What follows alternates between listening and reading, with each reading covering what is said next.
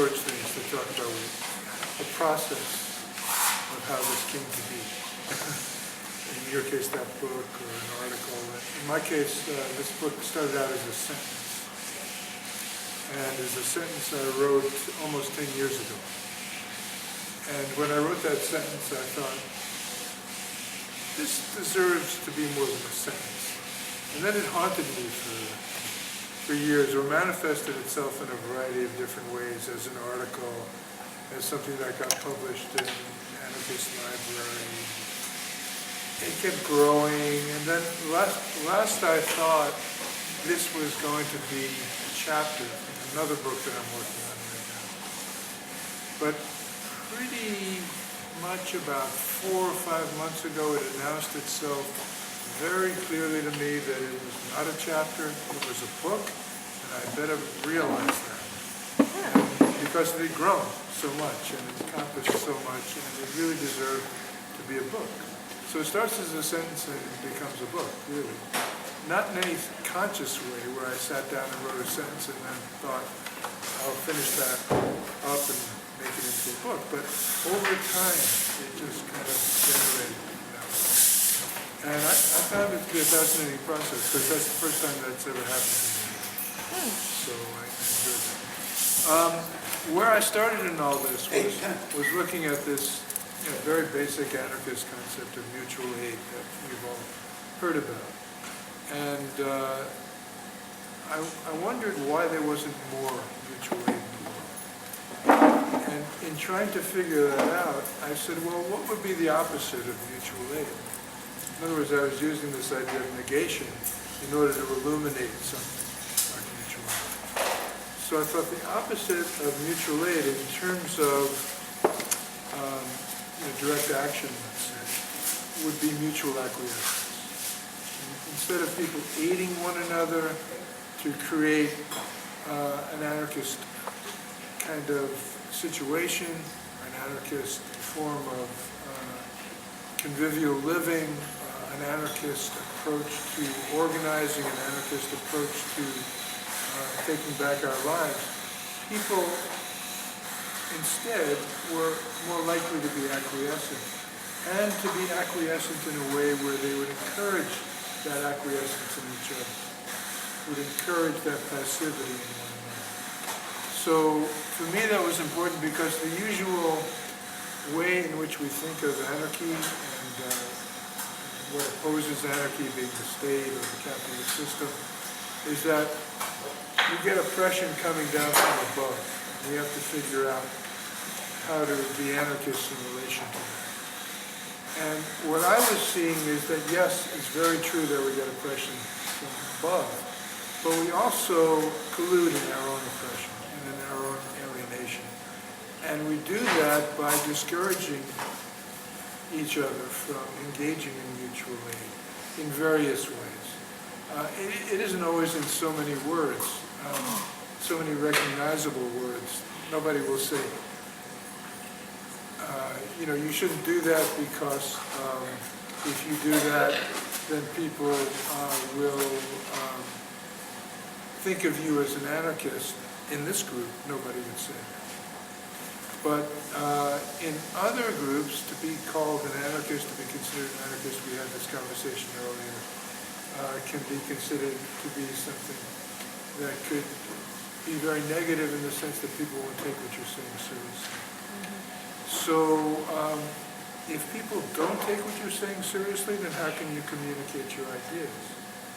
And I think so some people find themselves in situations where they don't want to act on their anarchist ideas because they, especially to call them that, because they think that will prevent those ideas from actually being realized, that it'll be counter to what they actually want to accomplish. And so that's one of the reasons people, will encourage each other to acquiesce to trying to understand the full depths of what anarchy is about. For me, the fullest sense of mutual aid has to do with people cooperatively working together without reinforcing the legitimacy of the state or the capitalist system. Now, there are lots of ways you can cooperate with one another, but that to me is the most fully anarchist image of cooperating with one another. So that I'm interested then in why people don't do that, aside from just not wanting to label themselves as anarchists. Either for their own personal well-being, they feel, they'll lose their job, or their ideas won't be taken seriously. And I found that it connects for me with this idea, both James and I are interested in surrealism. It connects with this surrealist idea of miserableism. And I don't know if you've ever encountered the term miserableism before, but it's a term that means, that refers to the fact that not only do systems create misery, systems of domination create misery, but they create the idea that misery is the only possible reality. And this is why surrealists challenge reality, because in order to get beyond reality, in order to have a more exalted reality, rather than the impoverished version of reality that we're expected to live within, is to connect with anarchy in many ways. And certainly I see it that way. I like that intersection between surrealism and anarchy. So for me, it's very important to challenge the whole idea of what is considered consensus reality. And to me, consensus reality sort of imposes itself on us in ways that aren't only from above, but we do it to each other. For example, have you ever heard the expression, "It is what it is"? For sure. Have you ever used the expression, "It is what it is"? I probably would use that about tonight, yes. And what is the "it" referred to? The "it" refers to reality. In other words, when you say "it is what it is," you're saying reality is what it is. Yeah. Reality is what reality is. Yeah. And so it's a way in which we enthrone this idea of reality rather than trying to see what's left out from that idea of it is what it is. What's left out is everything that isn't considered realistic or within the realm of reality. And that's a lot. We're sort of asked to wear these blinders by this notion of reality. So I'm the kind of person that likes to look outside of the tunnel vision and to see what is around us that is being left out. And actually then, for me, much more true to the idea of mutual aid is that it is what it isn't. And it never is what it is, or what it purports to be. So what it isn't are all the things that are left out by this idea of consensus reality. A lot of the things that anarchists are very concerned with and consider important. And so to me, this idea of miserableism illuminates the way in which people collaborate with this idea, this very narrow idea of what reality is and what is possible, what's socially possible in the world, what's individually possible, and why people don't revolt and don't engage in trying to construct different realities. I think so. To me, it has a lot of meaning that I'd like to explore whenever I can, and try to understand what reality is, this idea of consensus reality. So, I have a friend, by the way, his name is John Clark, and he lives in New Orleans, and he writes as a surrealist under the name of Max Gifford, same guy. But he, this idea of it is what it is, this is something he calls is-isism. With a sense of humor, right? Is-isism. It's an ideology that sort of locks us into a very narrow idea of what's possible. And he wrote about is-isism maybe 3 years ago. And, I got an email from John, within the last year or so. It was very exciting. And he said, "Have you heard about the Islamic State? IS, in fact, sometimes referred to as ISIS or IS. I was right, he said. This is the central thing we need to examine. You know, you can get a little carried away. So, but I think it's an interesting idea to look at. I am very concerned with trying to see how this all relates to the way in which we are active, the way in which we become involved in various struggles as anarchists, and in our personal lives and in the social world around us. And I think we're very often in a situation where we're critical of the idea of petitioning the state for something, petitioning the capitalist system for something, to improve things, to make them better. Even just here we are today on Sunday, there was this major climate march. It's a total charade what happens in Paris, right? Nobody ever really commits to anything other than, sort of for public relations reasons, and people realize that in a way, but people also feel a need to get together and sort of petition, the government about it. And this, I got it off the website. Now is the time to take a stand. Tell world leaders it's time to keep fossil fuels in the ground. Well, world leaders don't give a shit what they have to say. And we all know that in a way. But, it's a call to action. So what is the action? The action is to petition the authorities. The idea is that if you spend your time as an activist petitioning the authorities, then you're asking the authorities to legitimize, your ideas, and you're legitimizing their power in various ways. So I like this. This is another poster from the internet, and the Global Climate March in Vancouver, it calls for real action. Real action. Now, what is real action? It's kind of like Justin Trudeau's, real change, which he got from Barack Obama, which was change you can trust. It's all change you can believe. Yeah. no, change you can trust. But it might as well have been change you can believe. That was in a way that Sunny ways. So to me, it's like it's important to examine these things and to see the difference between that approach and the approach of taking direct action to change the world and the world for a surrealist. So it's very connected to the idea of surrealism. You're trying to create a world in which people can live more poetic lives, very beyond just material life. What would a world be like in which people could live more poetic lives? How do you create that kind of a world?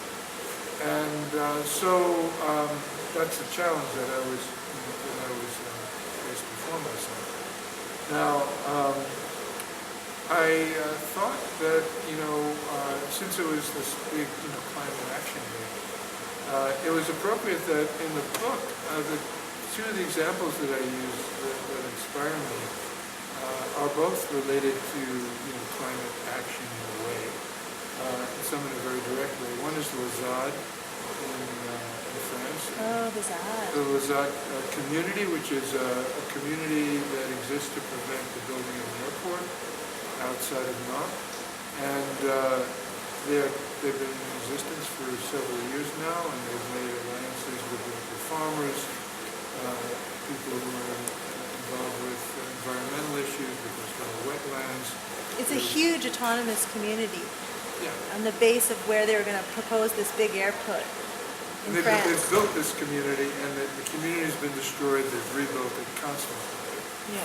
And they've had, run-ins with the authorities. It's a totally illegal community, and it's a community of resistance. It's an occupation in progress. It's an They still occupation. have. Yeah, and the latest threat is going to be in January. The French government is probably going to come down on it again. This time with a state of emergency situation, which allows them to do whatever the fuck they want. Yeah. And not that they haven't tried to do that, even without a state of emergency. But the same thing goes for the big gathering in Paris. you won't be able to be there to protest that gathering as a sham gathering, to protest it from an anarchist point of view, because there is presently a state of emergency which involves not only the usual police state, but soldiers, lots of soldiers, thousands of soldiers will be there to make sure that that event is cordoned off from any kind of popular unrest. The other one that inspires me is the Unistowden camp. And that's a lot closer to home here, and I have lots of connections to that through people I know. And in both cases, they're defenses of land. There are land defenders involved with these things. And to me, the difference between that and petitioning the government is that petitioning the government, even though you're active, you're marching in the street, to me that's a form of mutual acquiescence, because we're encouraging one another, even though we're active, we're encouraging one another to not truly engage in mutual aid activities, to look to the government to solve our problems, to look to the corporations to be greener, and so on. So I wanted to just close with a poem which I thought I'd read because, what was your name? John. John, the Darling Hertz. Darling Hertz did a last tune about Wake Up, and it kind of has that theme to it. And so I'll read that poem. And I'd be glad to talk more about any of these things, but this is a poem that was written with those things in mind. I also have a background and a connection to dove poetry, which is something that has a Caribbean kind of spoken word influence to it. There's a big dove poetry scene that exists in Toronto. What kind of poetry? Dove. Dove poetry. In Toronto, the original dub poetry scene is poetry to music. In that case, dub music, reggae dub music, infusing the music, sometimes with a live band, sometimes with the spoken word being musical. And so, this poem has a little bit of that. It also has a militancy to it, and it also tries to sort of address these kinds of issues of mutual acquiescence and what's needed in the way of mutual aid. In this case, a form of mutual aid that's very much a mutual aid of people in a community of resistance, but not to say that's the only form of mutual aid that anarchists are concerned with, but this is one of the ones that lends itself to this. It's called Defenders. Broken leather latch, time's dispatch, an oil-stained suitcase containing tar sands underwear, surrounded by industrial overwear. Overwear? Not over here, you bastards, not anywhere. This ain't no time for caged canaries with velvet beaks. We must bite the hand that feeds us tonight. We will sing our splintered songs to shred skylines, borderlines, and pipelines. We will dance to the beat of 100 studded walking sticks hitting hard on the frozen ground. We will roar to the sound of rising spirits, breaking hearts, and cracking heads. We will crash and burn under the blood-red moon and come again. Hell yeah, we will come again, and soon. We will move together like 1,000 homeless moles loosed from the earth at the quaking crack of dawn. Never mind the blood money falling from the rusted wormholes in the sky. Never mind the hollow hiss of business as usual. Never mind the cash registers ringing out their siren song of legal tender love gone wrong. Never mind the ledger books balanced on dinosaur bones, unearthed beneath our feet. Bones, ancient bones, bones for sale. Never mind, it's all good. Don't weep, it is what it is. Go back to sleep. No, wait, wake up. Do not disturb those decayed bones. Disturb the disturbers instead. That's it. So wake up. That's really good. The thing that always strikes me in